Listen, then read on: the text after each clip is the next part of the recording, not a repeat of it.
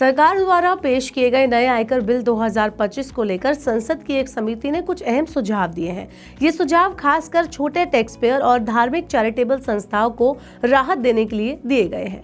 समिति का कहना है कि अगर कोई व्यक्ति तय समय पर ITR नहीं भर पाता लेकिन उसका TDS कट चुका है तो उसे बिना जुर्माने के रिफंड पाने की छूट मिलनी चाहिए। चलिए देखते हैं कि समिति का और क्या कहना है और इससे आम जनता को क्या कुछ फायदा होने वाला है। Hello and welcome to Money 9। मैं हूं मीनू शर्मा। एक संसदीय समिति ने आयकर बिल 2025 की समीक्षा करते हुए वित्त मंत्रालय से सिफारिश की है कि छोटे टैक्स पेयर को रिफंड के लिए ITR देने से जो देर हो जाती है वो देर से भरने का जुर्माना ना लगे और उन्हें TDS रिफंड क्लेम करने की छूट भी मिलनी चाहिए। ये समिति भाजपा सांसद वैजयंत पांडा की अध्यक्षता में बनी थी और इसकी रिपोर्ट लोकसभा में पेश की गई। इस रिपोर्ट में नए आयकर बिल 2025 में कुल जो अहम बदलाव है उनके सुझाव दिए गए जो पुराने आयकर अधिनियम 1961 की जगह लेगा। बता दें कि समिति की मुख्य सिफारिशें क्या थी। तो सिफारिशें हैं कि TDS रिफंड पर राहत मिले, जिसमें छोटे टैक्स पेयर जिनकी आय टैक्स की सीमा से नीचे है लेकिन जिनसे TDS काटा गया उन्हें ITR देर से भरने पर भी रिफंड का हक मिलना चाहिए। अभी नियम है कि रिफंड के लिए समय पर रिटर्न भरना जरूरी होता है, वरना सजा या जुर्माना लग जाता है। गुप्त दान पर टैक्स ना लगे, दूसरी जो सिफारिश है। समिति ने कहा है कि धार्मिक और चैरिटेबल ट्रस्ट को मिलने वाले अनाम यानी कि अनोनिमस दान पर टैक्स नहीं लगना चाहिए, क्योंकि इस संस्थाओं को अक्सर दान पेटियों के जरिए पैसा मिलता है जहां दानदाता का नाम पता नहीं होता। मिश्रित धार्मिक चैरिटेबल ट्रस्ट को पहचान मिलनी चाहिए, ये तीसरी सिफारिश थी।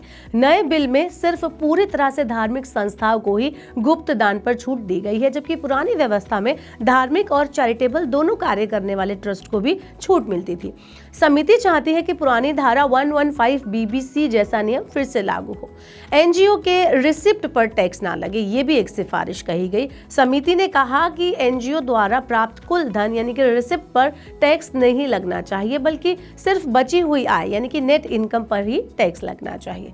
तो समिति का मानना है कि नए आयकर कानून में कुछ ऐसे प्रावधान है जो छोटे टैक्स दाताओं और धार्मिक चैरिटेबल संस्थाओं के लिए कठिनाई पैदा कर सकते हैं। इसलिए उन्होंने सुझाव दिया है कि ऐसे नियमों को सरल और व्यवहारिक बनाया जाए, ताकि कि जो लोग हैं, जो आम टैक्स भरने वाले लोग हैं, उनको अनजाने में सजा या जुर्माना उन पर ना लगे।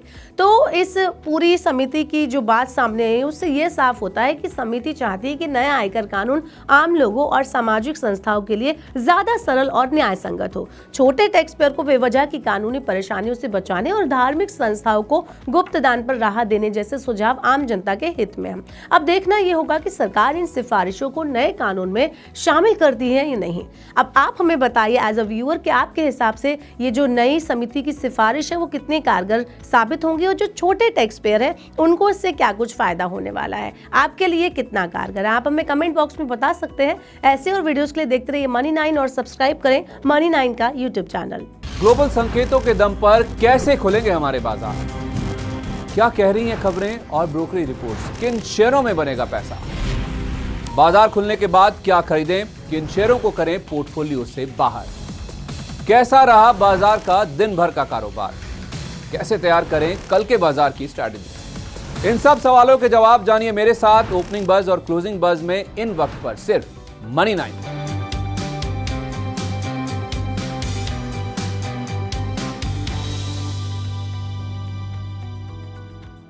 मनी 9 लाया है मेंबरशिप प्रोग्राम मनी 9 प्राइम। अब आपके दिमाग में कई सारे सवाल होंगे, मसलन आखिर क्या है ये मनी 9 प्राइम, आपके लिए यानी दर्शकों के लिए इसके क्या फायदे हैं, और एक बड़ा सवाल ये कि मनी 9 प्राइम से आखिर जुड़ना कैसे है। तो इसकी पूरी जानकारी हम आपको देने जा रहे हैं। मनी 9 प्राइम में 3 प्लान होंगे, इकोनॉमी, स्टैंडर्ड और VIP। तो फटाफट ज्वाइन कीजिए YouTube पर मनी 9 प्राइम। ज्वाइन करने के लिए मनी 9 के YouTube पेज पर जाइए, होम पेज पर मिलेगा ज्वाइन बटन, इसे क्लिक करें, अपनी पसंद का प्लान चुनें और बस हो गया, अब आप रहेंगे सबसे आगे।